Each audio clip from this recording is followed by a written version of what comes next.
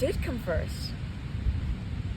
I want to say the skateboard came first. I used to skateboard with my dad all the time. My sisters and I, they got penny boards for Christmas, and I got like the bigger penny board. So my dad taught me how to skate. And then when I played the guitar later, I think it was only recently that I started playing the guitar and skating at the same time, but I would have to say that the skateboard did come first. I just released a song called Can't Lie. It's out on all streaming platforms, and it's for people who are overwhelmed, stressed, going through life changes, making life-changing decisions, just who need to feel like they can relate to somebody.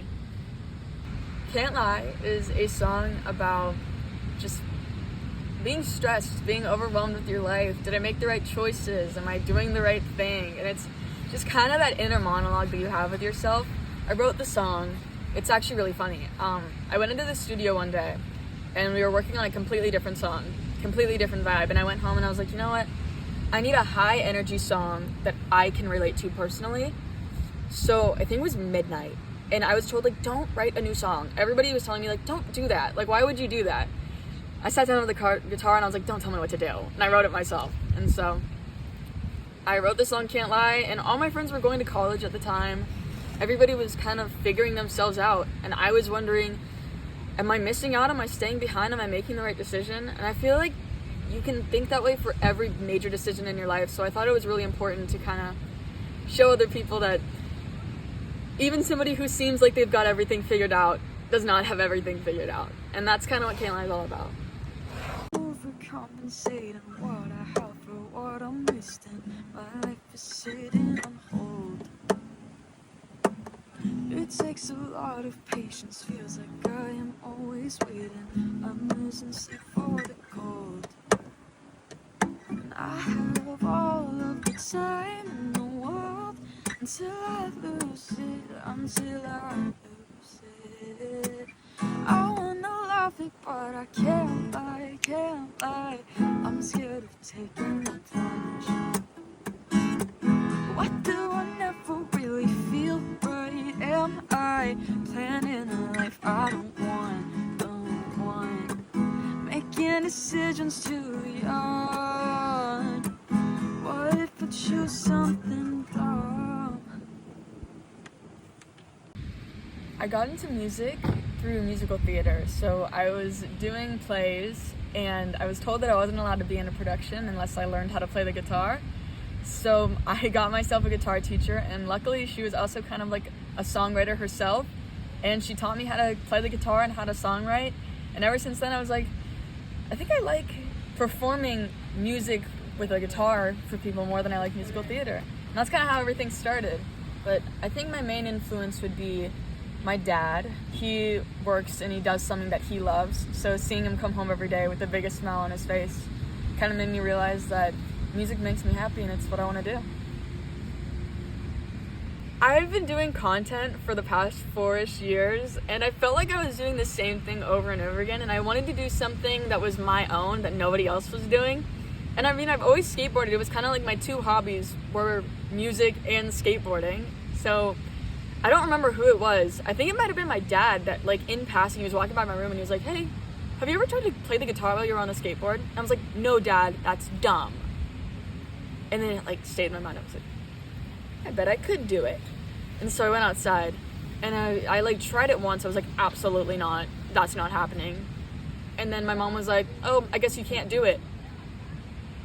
And I was like, oh my gosh, now I have to do it because now I have to prove her wrong. 5 minutes later, I walked inside. I was like, Mom, come out and watch me do this. And I was like playing a solo on the guitar. And that was it. It was out of spite. I'm just kidding. It was not out of spite. It was really fun.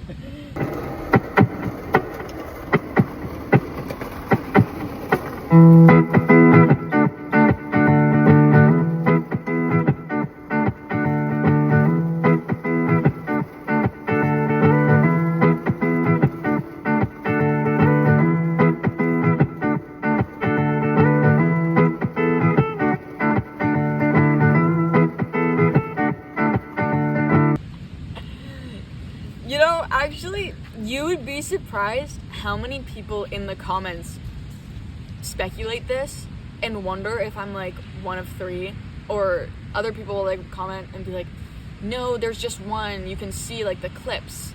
And I like to leave it up to your interpretation. If there's 3 of me in your mind, then there's 3 of me in your mind. But I was seeing a lot of videos going around where everybody was like doing the band videos, and it seemed like everybody was playing with their band, and I was like, I could be in a band if I could just split into 3.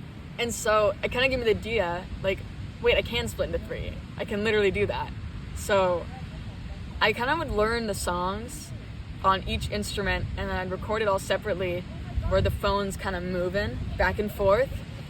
And then I'd clip it together, which is a long process, which is why I don't do these videos very often. But when I do, I make sure that it's a fun song. So maybe I'll have to do some more, but they're usually like long endeavors to create the video, to learn the parts, to get the footage right, to get the timing just right to where it looks seamless. But it's fun. It's really fun to do. Influences have to be Fiona Apple, Olivia Rodrigo, Amy Winehouse, Ella Fitzgerald, like all the big women in the industry are just hands down probably my biggest influences. I take the most from them. But what I'm listening to right now, it's really funny because you'll listen to the music that I release and you'll think that I listen to a ton of pop and a ton of just like rock. I've been listening to Turnstile's album Glow On like crazy recently. I think it's incredible. I went to a concert with my dad at the Novo and it was really good, and I think I've been obsessed with that album ever since. I also really I love Muse, love Absolution, really good album. I like Olivia Rodrigo, I like the Guts album. Sabrina Carpenter's new album I've been listening to recently. I think my sister put me onto that, so I've been listening to that. I think those are my 4 main things that I've been cycling through. Which could not be more different, by the way. I don't think there was a single untapped part of that kind of like spectrum. I can't lie, I have fallen off the skateboard before. I was going down a bridge and I was going way too fast. I didn't realize how fast I was going, and I tried to like push and I totally like flew off the board and started like having to run to catch myself. And then I hopped back on the board and tried to finish the video, but it was gone. The video was done. I don't know why I tried to salvage it, but it's a really funny video.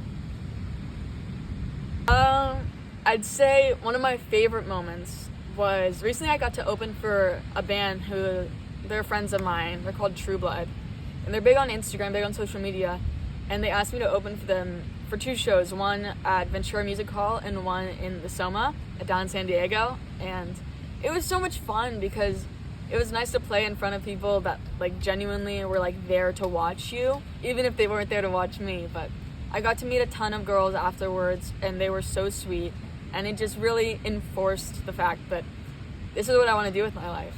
So I'd say that's the highlight. Maybe meeting everybody after the show is my career highlight right now.